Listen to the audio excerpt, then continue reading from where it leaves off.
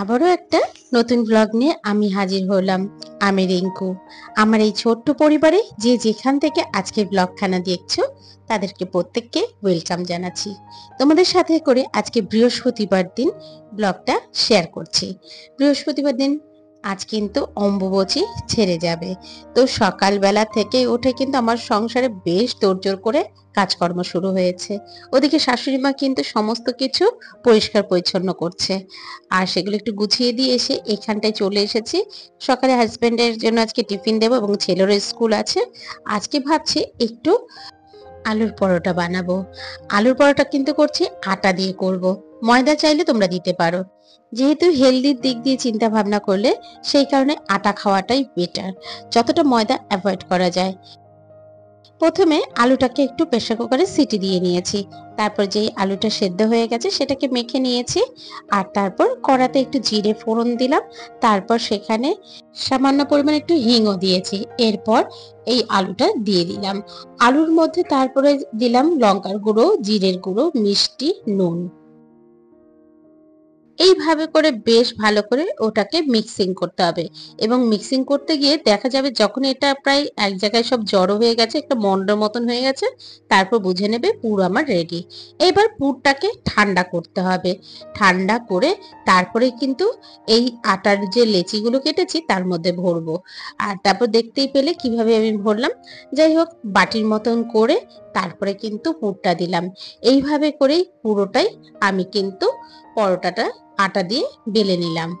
আর এরপর সবকটা আগে বেলে নিচ্ছি, মানে মোটামুটি 3-4টে মতন আগে বেলে নেব।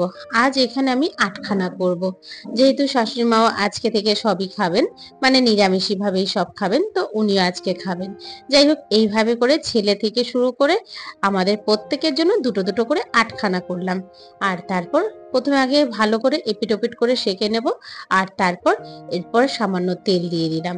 তেল দিয়ে যেরকম পরোটাকে হালকা করে তেলে ছেঁকে নিই, সেভাবে করেই ছেঁকে নিলাম। এইভাবে করে কিন্তু আমি সবকটা পরোটা করে নিয়েছি। চলো এবার সবার জন্য টিফিনটা গুছিয়ে নিই। হাজবেন্ডকে দিলাম দুটো, তারপর দিকে ছেলেকে দেবো দুটো, আর আমার জন্যও দুটো নেব। আর শাশুড়ি মা পরে খাবেন। এইভাবে করে কিন্তু আমার সংসারের সমস্ত কাজ আমি স্মার্টলি করে থাকি। সবার দিকে যেমন খেয়ালও রাখি, ঠিক সেরকম সবাইকে নিয়ে একসাথে আমি চলতেও ভালোবাসি। এইভাবে করেই আমার সংসারের প্রত্যেকটা মানুষের সাথে একটা সুতো দিয়ে বেঁধে রেখেছি। আর তোমরা আশীর্বাদ করো এই সুতোর বন্ধন যেন কোনোদিনও ছেড়ে না। আর তোমাদের সাথে কথা বলতে বলতে আমি কিন্তু এখানে টিফিন সব গুছিয়ে এবার বেগুন ভেজে নিচ্ছি। বেগুন দিয়ে ভাজার কারণ হচ্ছে ছেলের সকালে ওকে ভাত খাইয়ে পাঠাবো। ঠিক 2 হাতা ভাত দেই, তাতেই পুরোটা খেতে চায় না, তাও কিছুটা রেখে চলে যাচ্ছে। যাই হোক, ডাল সেদ্ধ, আলু সেদ্ধ, আর ওদিকে আজকে দিলাম বেগুন ভাজা। এই দিয়ে মোটামুটি ঘি দিয়ে মেখে দিয়েছি, তাতে কিন্তু ও খেয়ে নেবে। আর তারপর ওর সাথে যথারীতি বেরিয়ে পড়লাম। ওই নিচে ওকে একটু সাইকেলটা বের করবে এবং ওকেও একটু সি অফ করার জন্য। আগে না আমাদের ছেলেদের স্কুলের টাইমিং ছিল 11টা থেকে বিকেল 4:30 পৌনে 5টা অবধি। আর এখন টাইমিং হয়েছে 8টা থেকে এই 2টো পর্যন্ত। একদিকে বেশ আমার সুবিধাই হয়েছে, আমিও ওকে রেডি করে দিয়ে তারপরেই বেরোতে পারি। আর এই দেখো, নিচের গাছগুলোতে ফুল ফুটেছে। বেশ কয়েকদিন ফুল ফুটছিল, বাট তুলতে পারছিলাম না। জানোই তো অম্বুবাচীর মধ্যে ফুল তোলা যায় না, সেই কারণেই ফুল তুলিনি। তবে আজ যখন পেয়েছি ফুলগুলো তুলে নিয়ে যাব, তাতে ঠাকুরকেও পুজো দেওয়া যাবে। আর এই দেখো, শাশুড়ি মা সমস্ত কাজ সেরে এসে ঠাকুর ঘরে বসে পড়েছে এই যে পুজো দেওয়ার জন্য। এই যে দেখতে পাচ্ছ, সমস্ত কিছুকে নামিয়ে নিয়েছে। এই 3 দিন না একদম ঠাকুরদের ধরতে পারছিলাম না, কেমন যেন কষ্ট হচ্ছিল না। যাই হোক, আজ সমস্ত ঠাকুরদের জামা কাপড় থেকে শুরু করে আসন থেকে সবটাই চেঞ্জ করা হয়েছে। আর তারপরে বৃহস্পতিবারের পুজো তো আছেই জানো, মা লক্ষ্মীর ঘটও বসাতে হবে। এই যে মোটামুটি মা লক্ষ্মীর ঘট রেডি করে দিয়েছে। তারপর সবটা মিলে মা লক্ষ্মীর ঘর থেকে শুরু করে সমস্তটাই শাশুড়ি মা পুজো করছেন। উনি ওনার মতো পুজো করতে থাকছে, আর আজকে কিন্তু রান্নাঘরের দিকটা পুরোটাই আমি একাই সামলাবো। যেহেতু পুজো, বৃহস্পতিবারের পুজো, সাথে সমস্ত আসন পরিষ্কার করা, অনেকটাই সময় লেগে গেছে। এই দেখো আমার সমস্ত ঠাকুরকে একদম সুন্দর করে সাজিয়ে দিয়েছে। আর বলো গোপালকে আজকে কি মিষ্টিটাই না লাগছে, তাই না? আর এই পুজোর কাজটা করতে শাশুড়ি মার প্রায় 2 ঘন্টা মতন লেগেছে, যেটা তোমাদের এক ঝলকে আমি 10 মিনিটের মধ্যে দেখিয়ে দিলাম। চলো এবার হচ্ছে রান্না করব। আজকে রান্না করব হচ্ছে পনির। পনির করব পটল দিয়ে, আর এদিকে বাকিদের জন্য একটু ডিম সেদ্ধ দিয়ে দিয়েছি। আর দেখতে পাচ্ছ আমার রান্নাঘরের কি হালাত, একা একা করতে গিয়ে যেন আমি আজকে নাজেহাল হয়ে যাচ্ছি। তবে নিজের উপর ভরসা আছে, ঠিক এই জায়গাটাকে পরিষ্কার করে উঠতে পারবো। এই যে ওদিকে কিন্তু পটল ভাজছি, আবার এদিকে পটলটা কেটে কেটে সাথে সাথে কিন্তু গ্যাসেও দিয়ে দিচ্ছি। এইভাবে করে কিন্তু দুদিক পুরো সামলে করলাম। একদিকে অসুবিধাও হচ্ছে, আরেকদিকে সবটা ম্যানেজ করে নিয়েছি। এই যে আমার মোটামুটি পটল ভাজা শুরু হয়ে গেছে। এটা দিয়ে করব আলু পটল আর পনির দিয়ে একটা রসার মতন, যেটা কিনা নিরামিষে একদম, শুধুমাত্র জিরে গুঁড়ো, আদা বাটা আর ধনে গুঁড়ো দিয়ে করেছি। এই রেসিপি আজকে তোমাদের সাথে শেয়ার করলাম না। চলো আজকে কিছু নতুন বন্ধুদের সাথে তোমাদের পরিচয় করাই, যারা আমার চ্যানেলে এসেছে, নতুন নতুন বন্ধুরা, এবং অনেক কমেন্ট করছে। তো তাদের সাথে তো তোমাদের একটু পরিচয় করাতেই হবে। কে কে এলো আমাদের ফ্যামিলিতে? ফাল্গুনি কিচেন, সেই বন্ধু, নতুন বন্ধু লিখেছে, পুরো ভিডিওটা দেখে বেশ ভালো লাগলো, নতুন বন্ধু হয়ে পাশে হয়ে থেকে গেলাম, আশা করছি তুমিও আমার পাশে থাকবে। হ্যাঁ বন্ধু, অবশ্যই পাশে থাকবো। তবে আমি এই চ্যানেল থেকে তোমার ভিডিওটা ভিজিট করে নেব, কিন্তু সাবস্ক্রাইব যেটা বলো বা পরিবারের সদস্য হওয়া যেটা বলো, সেটা কিন্তু আমার অন্য একটা আইডি আছে, সেটা থেকে যাবো। আসলে শুনেছি ইউটিউব থেকে নাকি একজন আরেকজনের চ্যানেলকে, সেই চ্যানেল থেকে যদি সাবস্ক্রাইব করে থাকে, তাহলে নাকি তার চ্যানেলের ক্ষতি হতে পারে। এটা আমি সত্যি কি মিথ্যে খুব একটা জানি না, মাইদোলা বিশ্বাস, কিন্তু আমি এই চ্যানেল থেকে খুব একটা এটা করি না। তো সেই কারণেই তো তোমার এই ভিডিওটা আমি অন্য চ্যানেল থেকে সাবস্ক্রাইব করে দেব। থেকে এক বন্ধু লিখেছো, তুমি বন্ধু হয়ে এসেছো, অসংখ্য ধন্যবাদ তোমাকে, তুমি আমার পাশে থাকার জন্য। আর তুমি আমার ভিডিওটা দেখে তোমার বেশ ভালো লেগেছে। আরেকজন দিদি যে তিথি ব্লগ, তিথিদি আমার প্রত্যেকটা ভিডিওতে এসে কমেন্ট করেন, এবং আমিও তার ভিডিওগুলো দেখি, বেশ কিন্তু ভালো লাগে। 3 নম্বর ভালোবাসা দিয়ে ব্লগ দেখা শুরু করলাম, তোমার মঙ্গলবারের ব্লগ। রুটি তরকারি একসঙ্গে দিলে বাটিতে, আমাবতীর মাঝরাতে ছেড়েছিল বলে পরের দিন বৃহস্পতিবার ভীষণ কাজের প্রেশার ছিল। একদমই ঠিক কথা। শাশুড়ি মা যেন সকালবেলা অনেক সকালে উঠে সমস্ত জামা কাপড় মোটামুটি নিজে ভিজিয়ে দিয়েছে, তারপরে ছেলেরা এবং সবাই মিলে সেগুলোকে ধুয়েছে, এরপর সেগুলোকে মেলে দেওয়া। আর তারপরে তো জানোই আজকে রোদটা কি যে জ্বালাচ্ছে। যাই হোক, তোমাদের সাথে কথা বলতে বলতে কিন্তু রান্না বান্না কমপ্লিট করে স্নান করে রেডি হয়ে পড়েছি।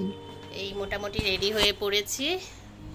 আর এই দেখো বাইরে আজকে কত কাঁচা, বারান্দা ভর্তি জামা কাপড়, জানি না শুকোবে কিনা, বড় চাদর দুটো কাঁচা হয়েছে। এই হচ্ছে পরিস্থিতি। যাই হোক চলো, সে জন্য আর দেরি করলে হবে না, লেট হয়ে যাব।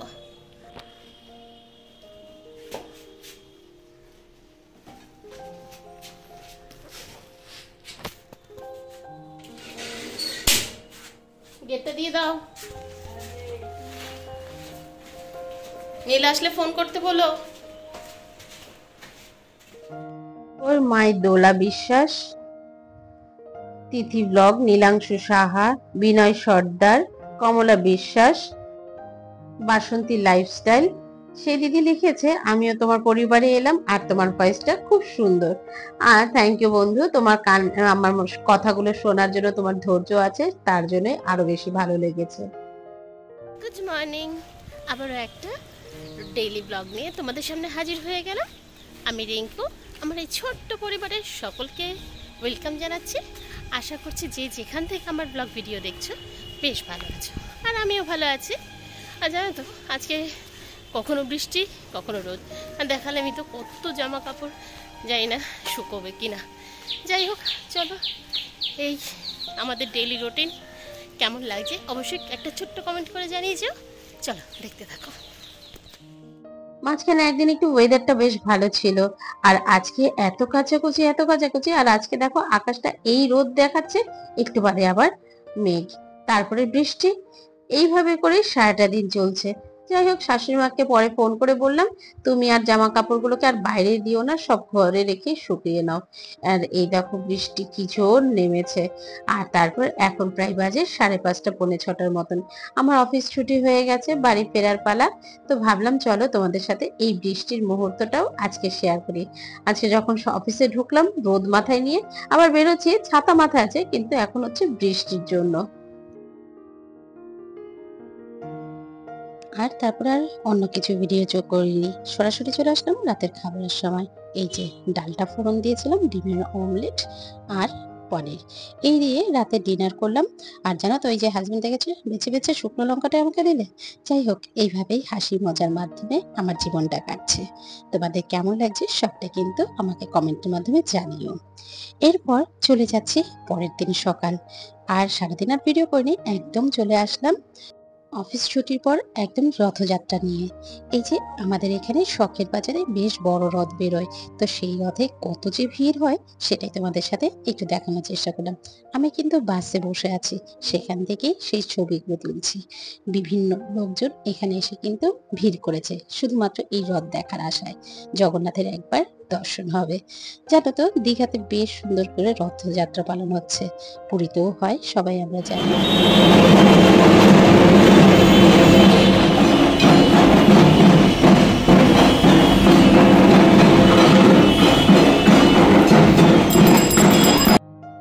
এই রথ দেখে না ছেলের ছোটবেলার কথা বেশ মনে পড়ে যাচ্ছে।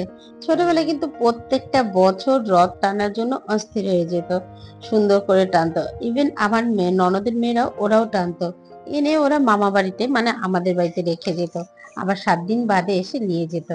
আর এদিকে আমার বাড়ির রথ তো আমার বাড়িতে থাকতোই, যেহেতু আমার বাপের বাড়ি অনেকটাই দূরে, তো সেই কারণে আর রাখা হতো না।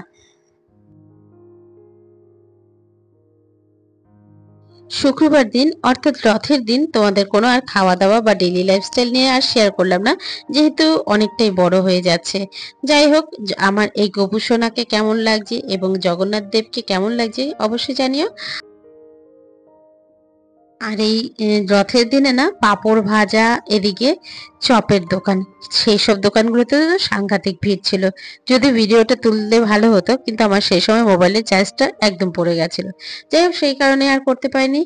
আজকের মতন এখানেই শেষ করছি। পাঁপড় ভাজা আর সাবুর পাঁপড়, এই 2 রকমের পাঁপড় এনেছিলাম, খেয়ে যেতে ভুলে যেও না।